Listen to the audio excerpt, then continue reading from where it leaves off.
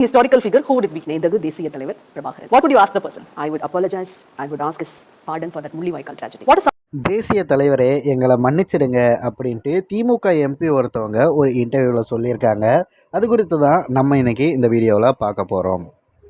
தனியார் ஊடகத்துக்கு ஒன்று திமுகவுடைய எம்பியாக இருக்கக்கூடிய தமிழச்சி தங்கப்பாண்டியன் அவர்கள் ஒரு நேர்காணல் கொடுத்துருக்காங்க.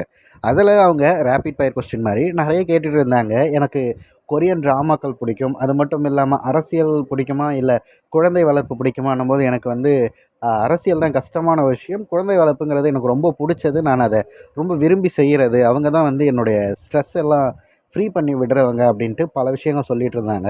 அப்போ அந்த நிருபர் கேட்டுட்டு இருக்கும்போது, நீங்கள் வரலாற்று சிறப்புமிக்க ஒரு ஆளுமை ஒருவருடன் உணவு சாப்பிட விரும்புகிறீங்க அப்படின்னா அது யாராக இருக்கும் அப்படின்ட்டு ஒரு கேள்வி எழுப்புகிறாங்க. அதுக்கு அவங்க யோசிக்காமல் உடனே பார்த்திங்கன்னா, மேதகு தேசிய தலைவர் பிரபாகரன் அப்படின்னு சொல்லிட்டு அந்த மரியாதையோடு அவங்க சொன்ன உடனே ஒரு மாதிரி மெய்சிலுத்துச்சுன்னு சொல்லுவாங்களே, அந்த மாதிரியான ஒரு மொமெண்ட்டாக அது க்ரியேட் ஆகிருந்துச்சு.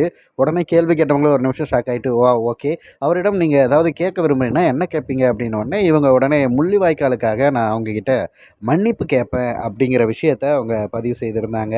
இதை பார்க்கும்போது ஒரு விஷயம் தாங்க தெரிய வருது, சரியோ தப்போ அந்தந்த நேரத்துக்கு என்ன தோணுதோ அதை பேசிடணும். அந்த வகையில் திமுக எம்பியை இவங்க பேசியிருக்க இந்த விஷயம் வைரலாக ஆகிருச்சு அப்படின்னா திமுகவிலேருந்து அவங்களுக்கு பெரிய அழுத்தம் வருவதற்கான வாய்ப்பு இருக்குது. இருந்தாலும் கூட அவர்களுடைய அந்த தமிழ் உணர்வுங்கிறது எந்த இடத்துலையும் மங்கி போகாமல் இருக்கிறது தான் இந்த மாதிரியான ஒரு நிகழ்வாக நான் பார்க்கிறேன். தொடர்ச்சியாக அவங்களுடைய தமிழ் பற்றும் அவர்கள் மீதான ஒரு தமிழ் புரிதலும் அப்படிங்கிறது ஏற்கனவே பலருக்கு தெரிஞ்சிருந்துச்சு அப்படின்னா அவங்க தமிழ் மேலே வைத்திருக்க பற்று தெரியும். என்ன அவங்க இருக்கிற இடம் தப்பாக இருக்குது, அது மட்டும்தான் நம்ம மனம் வருந்துற விடயமாக இருக்குது. மற்றபடி அவங்க மேலே வேறு எந்த கோபமும் கிடையாது. ஏன்னா அண்ணன் சீமான் அவர்களே பல மேடைகளில் அவங்களை அண்ணின்னு பேசுகிறத நம்ம தொடர்ச்சியாக பார்த்துருக்கோம். அந்த வகையில் தற்போது அவங்க திமுக எம்பியாக இருந்து மன்னிப்பு கேட்டிருக்கிறது தான் ஒரு மிகப்பெரிய விடயமாக பார்க்கப்படுகிறது. நீங்கள் இந்த நிகழ்வு குறித்து என்ன நினைக்கிறீங்க, அதை மறக்காமல் நம்மளுடைய கமெண்ட் பாக்ஸில் சொல்லிடுங்க.